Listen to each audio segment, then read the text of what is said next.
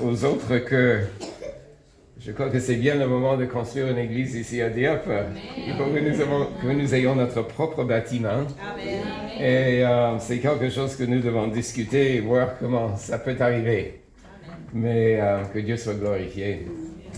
Quand j'ai vu le bulletin, j'ai vu que l'histoire pour les enfants de Claudia était exactement la même que la prédication.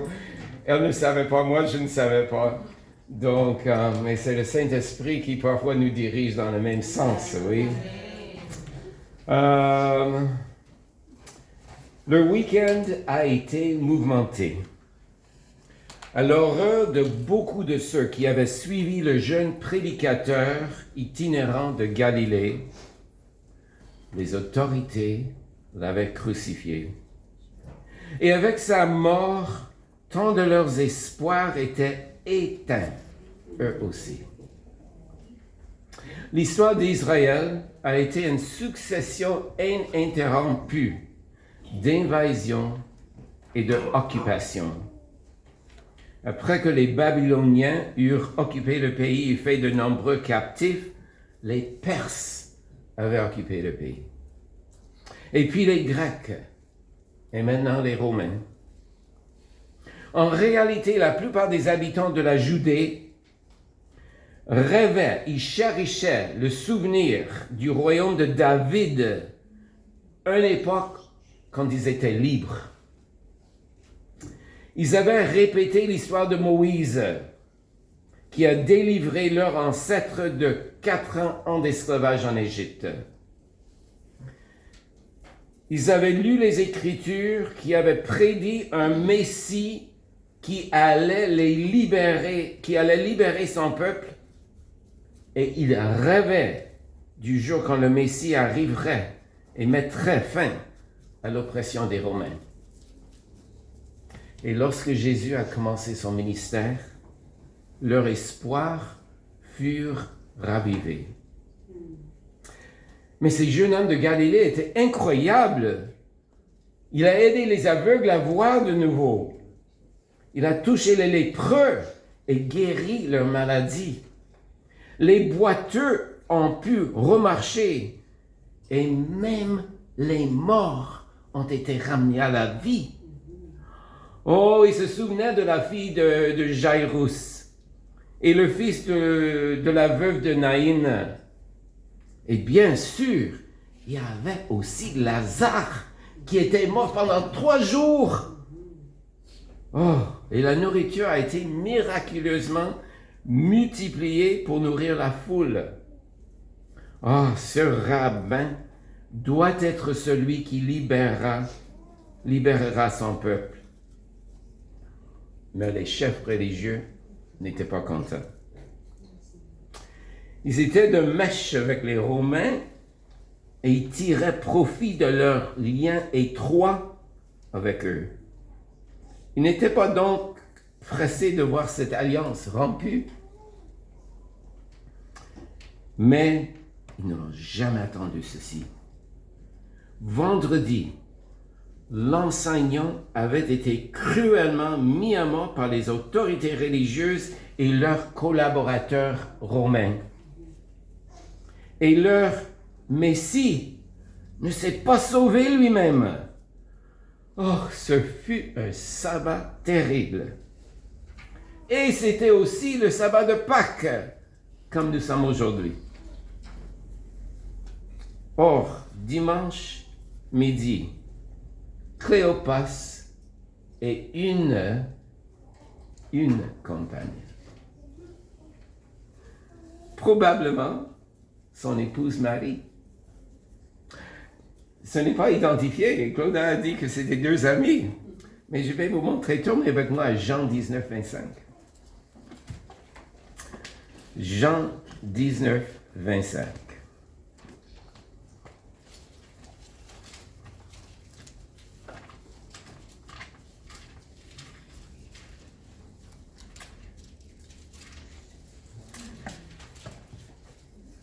Jean 19, 25. Près de la croix de Jésus se tenait qui? Sa mère, Marie, sa sœur, la sœur de sa mère, qui dans un autre endroit est nommée Salomé, marie la femme de Cléopas. Et un autre mari du village de Magdala. Donc, au pied de la croix, il y avait Marie, la femme de Cléopas. Donc, je crois que ces deux personnes qui marchaient, c'était Cléopas et son épouse Marie, qui retournaient chez eux. Donc, ils commençaient leur voyage, le retour à leur village qui était à 15 kilomètres de Jérusalem. 15 kilomètres. Si c'était Marie, l'épouse de Cléopas, alors elle était aussi la mère de Jacques le Jeune. Et en Marc 15-40, Marc 15-40,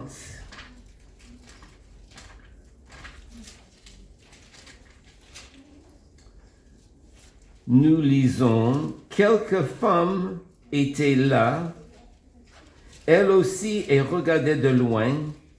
Parmi elles, il y avait Marie du village de Magdala, Marie, la mère de Jacques le Jeune et de Jose, et Salomé.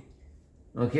Donc, nous voyons les femmes. Il y a des petites identifications de ces femmes qui étaient au pied de la croix.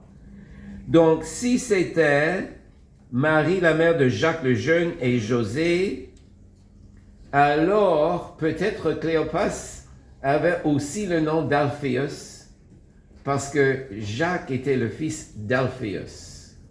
Donc, on voit les liens qui sont là, qui identifient probablement le deuxième personne qui était sur la route vers Emmaüs. Et il faut savoir que la Bible a écrit dans un moment où les hommes avaient toute la priorité dans la vie. Donc, on a donné le nom de l'homme, hein, mais on n'a pas donné le nom de son épouse.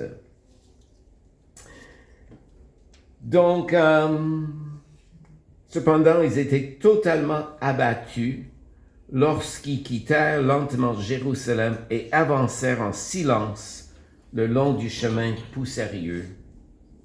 Leur morale était au plus bas. Ils pensaient avoir perdu leur maître bien-aimé pour toujours. Ils avaient l'impression que le monde s'était effondré autour d'eux. Ils étaient sous le choc du deuil et souffraient énormément.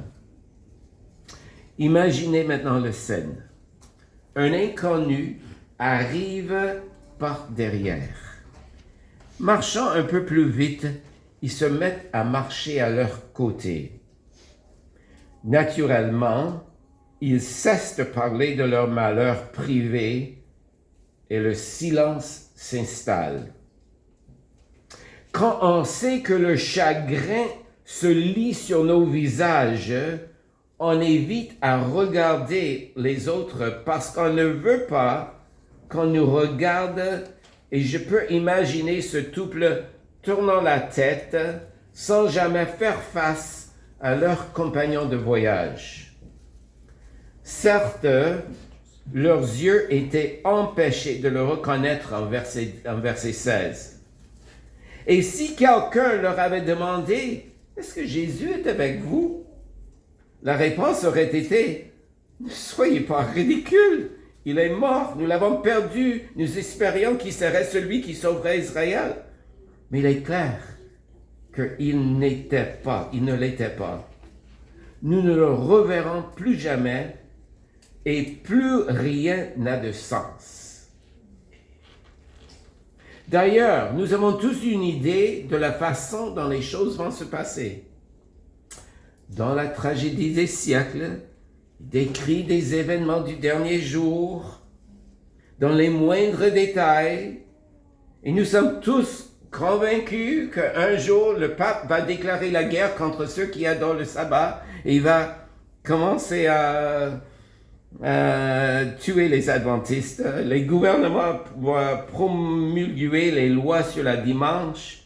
Nous avons établi le calendrier, les lois de dimanche, la fin de la période de probation, le grand cri, le temps de détresse de Jacob, puis un nuage de la taille de la main d'homme apparaît. Mais qu'est-ce qui va arriver si les choses n'arrivent pas comme ça? Est-ce que nous sommes tellement convaincus de cela que nous sommes aveugles à ce qui se passe dans le monde? C'est exactement ce qui est arrivé chez eux. Mais revenons au chemin d'Emmaüs. Celui qui avait rattrapé Cléopas et Marie a clairement constaté leur détresse. Il donc commençait par leur demander: de quoi discutez-vous avec autant d'insistance? Jésus commença par les laisser exprimer leur détresse.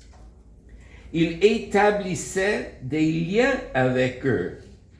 Il tissait des relations avec eux. Ça, c'est une très bonne leçon pour nous tous, parce que si nous voulons faire l'évangélisation avec quelqu'un, qu'est-ce qu'il faut arriver tout d'abord? Il faut qu'on établisse une relation avec la personne. Il faut qu'on les connaisse d'une manière, avec un cœur ouvert, sans condition, sans préjugés. Donc, les bons médecins démontrent d'abord leur qualité par leur habilité de diagnostiquer. Ils ne se contentent pas de soulager les symptômes, mais un médecin doit attaquer la racine du problème et le régler. Quelle était, selon Jésus, la cause profonde du malheur de ce couple? Sa façon de les traiter montre que son diagnostic reposait sur une erreur. Ils étaient découragés et déprimés, et cela a été dû à deux choses. D'abord, ils étaient trop bouleversés pour réfléchir clairement. Ils étaient incapables de faire le lien. Ils avaient glissé sur la pente glissante de la déception à la détresse, et de la détresse au désespoir, et du désespoir à ce que nous appelons la dépression. Cette maladie très courante au XXIe siècle, pour laquelle un Nord-Américain sur 4 doit être traité médicalement à un moment ou autre dans sa vie. C'est précisément ce que nous trouvons ici dans le récit de Cléopas concernant le tombeau vide. À ce stade, il ne pouvait s'agir que de Cléopas, parce que Marie n'aura jamais parlé à un homme inconnu. Et l'histoire est racontée d'une manière très masculine. Cela fait maintenant 3 jours que c'est arrivé, dit Cléopas. De plus, certaines femmes de notre entreprise ont été stupéfiées. Elles se sont rendues au tombeau tôt le matin. Ils n'ont pas trouvé le corps. Ils sont revenus en disant qu'ils avaient même eu une vision d'ange qui leur avait dit qu'ils étaient vivants. Quelques-uns de ceux qui étaient avec nous allèrent au tombeau et y trouvèrent les choses telles que les femmes les avaient décrites, mais ils ne virent pas les anges. Implication: ces rumeurs infondées selon lesquelles ils seraient vivants sont totalement infondées. Quelqu'un a forcément profané la tombe et volé le corps, afin de lui refuser un sépulcre décent. Et en plus, on ne peut pas toujours croire ce qu'ils disent les femmes. Vous savez bien qu'elles sont parfois très émotives. Cléopas annonce donc le tombeau vide comme une mauvaise nouvelle de plus. Pourtant, à maintes reprises avant sa passion, Jésus avait prédit non seulement sa mort, mais aussi sa résurrection le troisième jour. Nous avons Luc 9, 22, Luc 18, 33, Matthieu 16, 21, Matthieu 17, 33, Matthieu 20, 19. Une réflexion directe sur le tombeau vide, à la lumière de ces prédictions, aurait dû les faire bondir de joie. Oh, il l'a fait, il est ressuscité. La lumière de ces prédictions, les prédictions auraient dû les faire bondir de joie. Mais ils étaient tellement attachés à leur conviction que le Messie rendrait sa grandeur à Israël, qu'ils n'avaient pas accepté l'idée qu'il allait souffrir, mourir et ressusciter le troisième jour. Il était étonnant de constater à quel point nos croyances peuvent être profondément ancrées en nous, au point qu'on ne peut plus voir aucune alternative et nous devenons aveugles. Je crois qu'il y a une bonne leçon pour l'Église adventiste ici dedans. Mais Jésus était compatissant. Ô gens insensés, lents à croire tout ce qu'ont annoncé les prophètes, ne fallait-il pas que le Christ souffrit ces choses et entra dans sa gloire? Versets 25 à 26. Jésus passa 2 heures à leur montrer, à partir des Écritures, qu'il récitait par cœur que la mort du Messie était en fait nécessaire. Jésus aurait pu les submerger de sa présence en se révélant immédiatement qui il était, mais Dieu nous submerge très rarement de sa présence. Il préfère murmurer dans nos oreilles les preuves pour nous révéler la vérité sur lui-même. C'est pourquoi Jésus a dû quitter cette terre.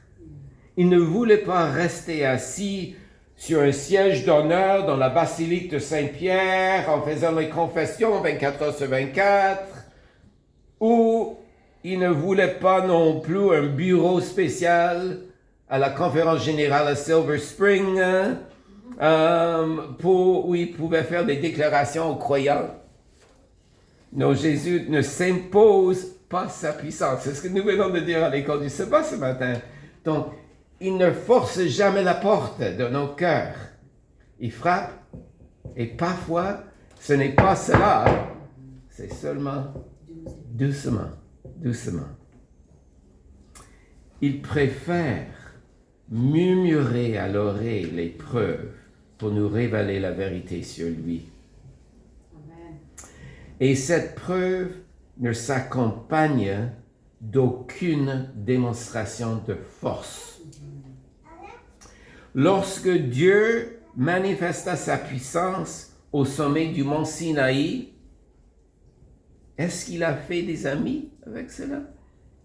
Le peuple terrorisé refusa de lui parler, et quelques jours plus tard, que faisait-il? Il dansait autour de veaux d'or. Non, Dieu préfère nous murmurer à l'oreille, imprégner nos esprits par la douce guidance de son esprit. Ainsi, sur le chemin d'Emmaüs, il récita doucement les Écritures pour leur montrer que Moïse et les prophètes avaient prédit que le Messie souffrirait, mourrait et ressusciterait victorieux le troisième jour. Tout comme l'ignorance des Écritures était le principal obstacle sur le chemin d'Emmaüs, elle est souvent le cas pour nous autres aussi. Les chrétiens qui ne connaissent pas bien la Bible sont inutilement perplexes et blessés parce qu'ils ne savent pas comment donner un sens biblique à ce qui leur arrive. Ces deux disciples ne comprenaient pas le sens de la croix de Jésus. Beaucoup ne connaissent pas suffisamment la Bible pour comprendre leur propre croix. Il en résulte un certain degré de désarroi, une détresse conséquente qui aurait pu être évitée si nous connaissions la Bible. Comment est-ce que Jésus a guéri Cléopas et Marie? Très important, je vais vous montrer les étapes. Premièrement, il s'est concentré sur la relation. N'oubliez pas que le christianisme est avant tout une question, comme nous avons dit en école du sabbat, question de relation saine. La première étape de tout travail de guérison consiste à établir une relation de confiance. Jésus a donc fait ce que tout conseiller se doit de faire. Il a posé des questions. Il a encouragé Cléopas et Marie de parler. Il a établi une relation et les a ainsi rendus réceptifs à ce qu'il allait dire. Sa première tentative, « Dis-moi, de quoi parlais-tu » en verset 17, ne provoqua chez Cléopas que de l'impolitesse. « Ne dis-moi que tu ne sais pas ce qui est arrivé, où est-ce que tu as été à Jérusalem cette semaine ?» Non, les personnes blessées agissent souvent ainsi. Ils extériorisent leur souffrance et parfois en vous agressant violemment. Mais Jésus resta imperturbable. Il savait ce qui se passait dans l'esprit de Cléopas et il persista dans la question. Est-ce que je le sais? Dites-le-moi en tout cas. Laissez-moi entendre de votre propre bouche ce qui est arrivé. Et s'ils avaient refusé de lui confier leurs problèmes, Jésus n'aurait pas pu les aider. Mais lorsqu'ils lui ont ouvert leur cœur, la guérison a commencé. Numéro 2. Il expliqua les Écritures. Jésus commençait avec les livres de Moïse et leur expliqua à tous deux que l'œuvre, la mission, la vie du Messie avaient été prédits par les prophètes. Les événements même qui les avaient tant dévastateurs, la mort de celui qui, pensait-il, les racheterait et mettre fin à l'occupation romaine, avaient en réalité été prophétisés des siècles auparavant comme une rédemption, une libération du fardeau de péché et la défaite du prince de ce monde, Satan. Et nous venons de discuter dans notre école du sabbat il y a quelques semaines que si Satan avait su que la croix aurait été sa défaite, il empêcherait Jésus d'aller à la croix. Mais il était tellement concentré sur ses propres intérêts et ses propres idées qu'il n'a pas vu ce qui allait se passer. Donc, sans doute, Jésus a relu Ésaïe 53, où le serviteur qui meurt pour le péché dans le verset 1 à 9 apparaît vivant, triomphant et régnant dans les versets 10 à 12. Il a expliqué les différentes descriptions du serviteur souffrant, tirées du livre d'Ésaïe. Et peu à peu, Cléopas et Marie commencèrent à comprendre. À mesure que leur compréhension grandissait, leur enthousiasme grandissait aussi. Car soudain, tout prenait du bon sens. Le verset 32 dit que leur cœur brûlait jusqu'à leur retour à la maison. La guérison se poursuivait. Ensuite, numéro 3, finalement, il révéla sa présence. « Restez avec nous », lui avait-il dit en arrivant à Emmaüs. Quelle grâce pour eux d'avoir été accueillants. Que de regrets aurait-il eu autrement? À la table, il lui avait demandé de prier. Il lui a donné le pain, et quand il a rompu le pain, leurs yeux ont été ouverts. Et il reconnaît qui il était, verset 31. Que la reconnaissance ait été déclenchée par la vue des marques d'ongles dans ses mains ou par le souvenir de sa voix ou ses gestes identiques lors de la multiplication des pains pour les 5000 ou les 4000, comme certaines se sont demandées, nous ne le savons pas, mais cela n'a aucune importance. Aujourd'hui comme hier, les manières dont Jésus manifeste sa présence sont des mystères d'une profonde illumination sur lesquels on ne peut pas guère dire que plus que quelque chose a été dit, vu, lu, remémoré. Cela s'est produit. Il en fut de même ici. Et ici, la guérison fut complète, fut accomplie. Certes, dès qu'ils l'eurent reconnu, il disparut. Pourtant, ils savaient pertinemment qu'ils étaient encore parmi eux.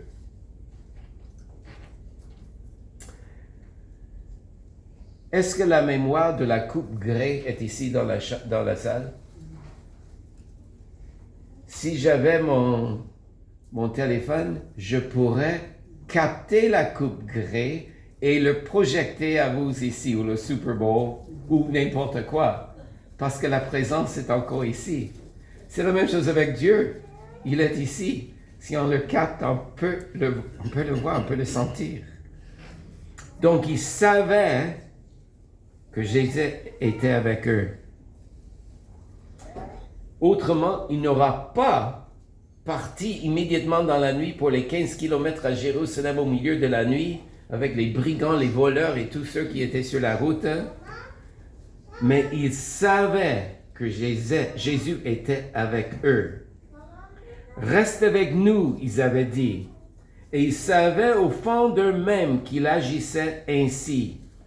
Leurs cœurs brisés furent guéris et leur tristesse a été remplacée par la joie. Jésus-Christ, notre Seigneur ressuscité, est le même aujourd'hui qu'hier. Et la véritable foi pascale nous invite à porter sur nos propres souffrances la guérison du chemin d'Emmaüs. Comment? Tout d'abord, nous devons confier nos soucis à Jésus, comme il nous y invite chaque jour. Et il est un interlocuteur attentif. Et ce n'est qu'en nous détachant du ressentiment et de l'apitoiement sur nous-mêmes et en lui ouvrant notre cœur que nous pourrons ressentir son aide. Deuxièmement, en le laissant nous servir à partir des Écritures, en reliant ce que nous fait souffrir au dessein d'amour salvifique de Dieu, cela signifiera régulièrement se tourner vers les agents humains du Seigneur dans le ministère ainsi que vers l'étude personnelle de la Bible. Troisièmement, en lui demandant de nous assurer que même dans les moments les plus difficiles, il nous accompagne et restera avec nous jusqu'au bout. Et il exaucera toujours cette prière. Nous n'avons pas un grand prêtre incapable de compatir avec nos faiblesses. Au contraire, Nous en avons un qui a été tenté en tout point comme nous, mais qui était sans péché. Approchons-nous donc avec confiance du trône de la grâce, afin d'obtenir miséricorde et de trouver grâce pour être secourus dans nos besoins. Hébreux 4, 15 à 16. Il y a longtemps, un apôtre écrivait à des croyants maltraités, distraits et déprimés. Le récit du chemin d'Emmaüs nous exhorte à suivre ses conseils et nous montre comment. Donc, le récit du chemin d'Emmaüs est l'essence même de l'histoire de Pâques. La résurrection est la pierre angulaire de l'Évangile et on ne doit jamais être oublié. Cela nous montre que l'amour triomphe sur la peur.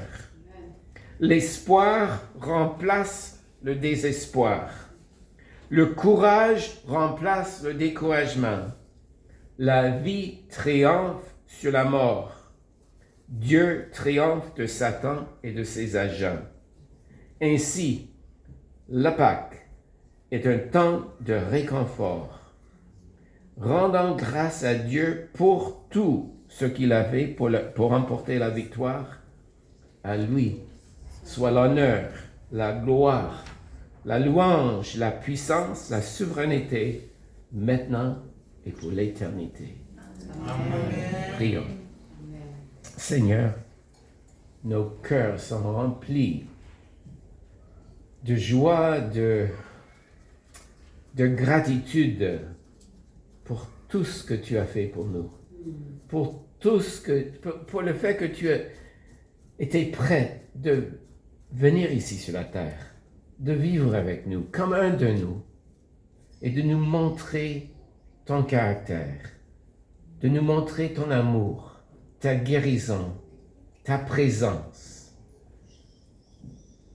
Et cette histoire nous fait rappeler que tu es toujours avec nous et que tu vas toujours nous diriger sur notre chemin envers le royaume. Nous te donnons la gloire, l'honneur, le pouvoir pour l'éternité. Amen. Amen.